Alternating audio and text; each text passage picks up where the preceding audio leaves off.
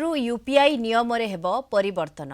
NPCI द्वारा परिचालित UPI system रे नुआ नियम लागू हेबो। 1 तारिखरु दिनकू गोटिए यूपीआई ऐप रे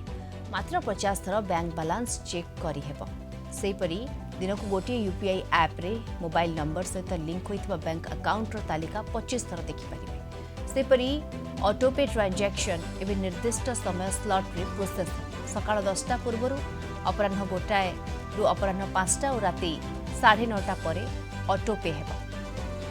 पेमेंट पेंडिंग थिले यार स्टेटस मात्र 3 थर जांच करि परिबे। प्रत्येक जांच मध्य अति कम 90 सेकेंड व्यवधान रहिबो। जदि आपनकर यूपीआई सहित लिंक होइतिबा मोबाइल नंबर 90 दिन पई निष्क्रिय रहुछि तेबे यूपीआई अकाउंट सुरक्षा दृष्टि स्वयंचालित भावे डीएक्टिवेट हेबो।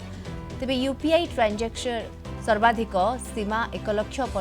लाख टंका पर्यंत अपरिवर्तित रहिछि एवं 31 अगस्ट रु आपणकर प्री सैंक्शनड क्रेडिट लाइन जेपरिक एमटी शेयर गोल्ड प्रॉपर्टी आधारित लोन को यूपीआई सहित लिंक करी पेमेंट कैश उठाण और मर्चेंट ट्रांजैक्शन करि परिबे। यूपीआई सिस्टम को अधिक दक्ष निर्भरयोग्य और सुरक्षित करबा तथा पीक आवर्स रे पेमेंट विलंब और विफल ट्रांजैक्शन भली समस्या ह्रास करने को नुआ गाइडलाइन जारी होछि।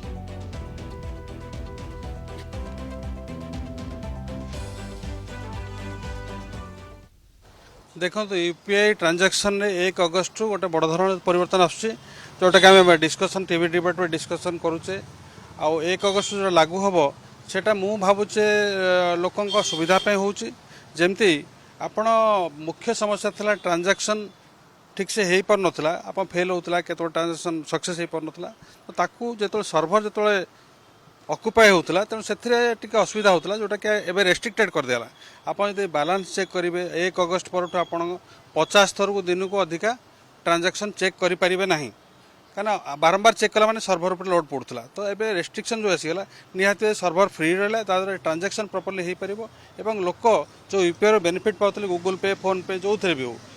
कारण आजिकल देखिए आप समस्त पाखे फोन टे अच्छी और समस्ते डिजिटल ट्रांजैक्शन कर आगु 2 वर्ष आगु कि वर्ष आगु देखिए एत ट्रांजैक्शन हो नाला कि जो ट्रांजैक्शन बढ़ी निहाती भाव तार डिमांड भी बढ़ी और सेटलमेंटर भी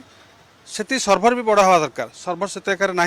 तेणु सर्वर को एक्सेस करने लिमिटेड एक्सेस करने 1 अगस्त जो नियम आसूँ सर्वर को लिमिटेड एक्सेस दब और जो सेटलमेंट होता सेटलमेंट आ दिन भितर हम ना ऑफ पीक आवर जोटा 10टा पूर्व दिन 10टा पूर्व हो किंबा राति 10टा पर हो यही समय सेटलमेंट हम ऑफ पीक आवर जो ट्रांजैक्शन हबार नथिबो लोक ट्रांजैक्शन कमिज से ऑफ पीक आवर से माने सब सेटलमेंट गुड़ा हम तो ता द्वारा कौन कि सर्वर उपर लोड विशेष पड़न दिन भितर एवं ता द्वारा लोक बेनिफिटेड हेबे।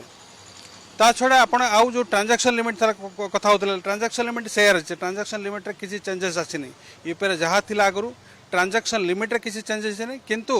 नंबर ऑफ एक्सेस जो एक्सेस करते सर्वर को से एक्सेस को रेस्ट्रिक्शन कराई